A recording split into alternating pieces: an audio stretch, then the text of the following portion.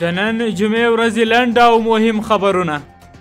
کابل کې د قزاقستان سفیر علیم خان یسینګلدیب د بهرنیو چارو له سرپرست وزیر محترم مولوي امیر خان متقي صاحب سره په لیدنه کې ویلي هیواد یې غواړي چې له افغانستان سره سیاسي او اقتصادي اړیکې لا پراخې کړي. ننګرهار کې د ولسوالیو روغتونونو ته د 3 میاشتو لپاره 115 ډوله درمل رسیدلي. د ننګرهار عامې روغتیا رئیس الحاج مولوي امین الله شریف د روغتیايي خدمتونو تطبیق کوونکې مؤسسې یا جیک له عمومي زیرمتون څخه د لیدنې پر مهال مسؤلینو ته لارښوونه وکړه چې یاد درمل ژر تر ژره روغتونونو او روغتیايي مرکزونو ته ولېږي. د هرات په زلزله ځپلو سیمو کې یو ښارګوټی چې 33 بلاکونه لري جوړ او ګټې اخیستنې ته سپارل شوی دی. د معلوماتو له مخې پر یاد ښارګوټي شاوخوا 24 میلیونه افغانۍ لګښت راغلی او د اسلامي امارت لخوا ورکول شوی دی.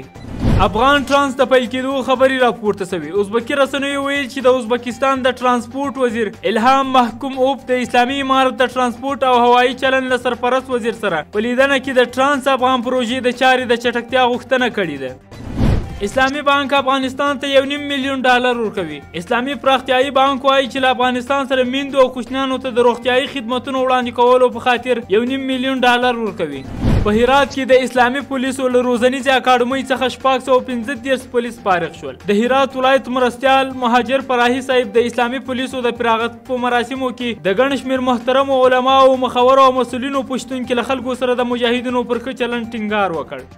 ننګرهار کې د ختیځ زون په کچه د طبي شورا دفتر پرانیستل شو. د قانون او پټرولیم وزارت مسؤلین وایي چې په نږدې راتلونکي به په افغانستان کې د ټاپي پروژې عملي کارونه پیل شي. که څه هم یاد وزارت د ټاکلې نیټې په اړه څه نه دي ویلي، خو په وینا یې په دې اړه د ترکمنستان د بهرنیو چارو له وزارت سره خبرې کړې دي.